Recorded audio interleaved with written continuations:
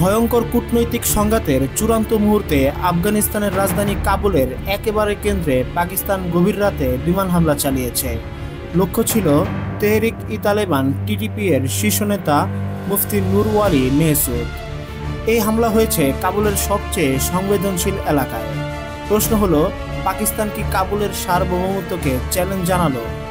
তালেবান সরকার কেন এই হামলার বিষয়ে মুখ খুলছে না? আর এই সংঘাত কি পাকিস্তান ও আফগানিস্তানের মধ্যে চূড়ান্ত যুদ্ধের সংকেত? হামলার স্থানটি চরম সংবেদনশীল আব্দুল হক স্কয়ার। এখান থেকে প্রেসিডেন্ট ভবন ও প্রতিরক্ষা মন্ত্রণালয় মাত্র 100 মিটার দূরে।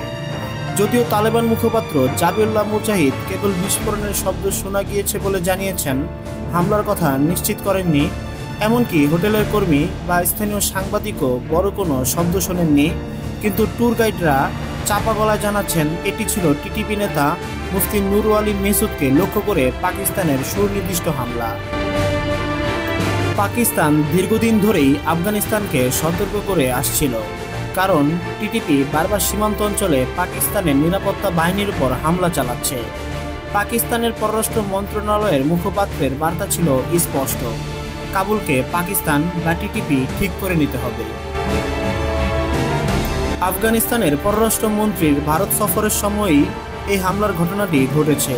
এটি পরিষ্কার প্রমাণ করে বিষয়টিকে ভালো চোখে দেখছে না পাকিস্তান। পাকিস্তান এই হামলার মাধ্যমে তালেবানকে চূড়ান্তভাবে বুঝিয়ে দিল, টিটিপিকে আশ্রয় দিলে এর চরম মূল্য দিতে হবে। তালেবানের নীরবতা কিন্তু জনমনে উদ্বেগ বাড়িয়েছে। মেহসুদের আঘাত লাগার চেয়ে বড় কথা হলো, কাবুলের একেবারে কেন্দ্রে কেন এই হামলা হলো। উদ্বেগের কারণ, এই হামলা কাবুলের নিরাপত্তা বলয়কে ভেদ করেছে।